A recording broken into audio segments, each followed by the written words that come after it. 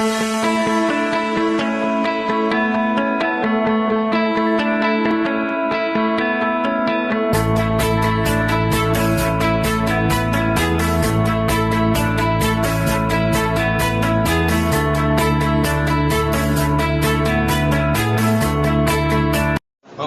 I'm John Luis Henry Kalim from HM4B, and our topic for today is Introduction to Vendor Management. Vendor management is a critical part of supply chain management that ensures business effectively handle their relationship with suppliers. Every company relies on vendors for essential goods and services, whether it's raw materials, packaging, logistics, or technology. Without a structured approach, business can face delays, quality issues, and unnecessary costs. In simple terms, vendor management is the process of selecting, negotiating, monitoring, and maintaining relationships with suppliers. The goal is to ensure that businesses receive high-quality products and services on time and at the best possible price. A well-managed vendor system helps companies reduce risk, improve efficiency, and maintain smooth operations. Mabuhay! My name is Andre Munoz from Hospitality Management. Our topic is all about vendor management.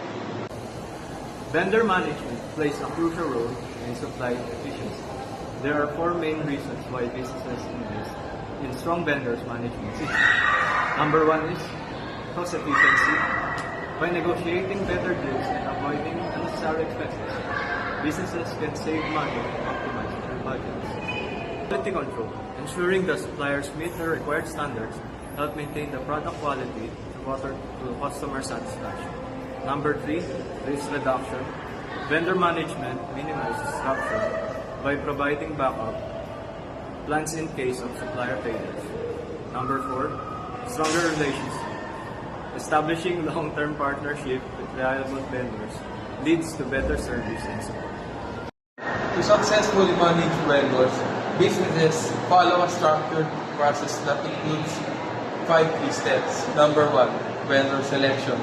Choosing the right suppliers based on factors like quality, cost, reliability, and reputation. Number 2, contract negotiation. Setting clear terms for pricing, delivery, schedules, and servicing expectation to avoid disputes. Number 3, performance monitoring.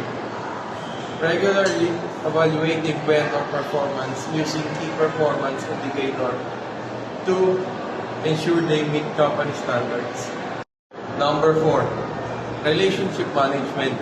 Maintaining open communication and collaboration for long-term success. Number 5, risk management. Having contingency plans and alternative suppliers to prevent disruptions in case of supplier issues. By following these steps, businesses can create a reliable vendor network that supports their operations and growth. In conclusion, vendor management is an essential part of the supply chain success.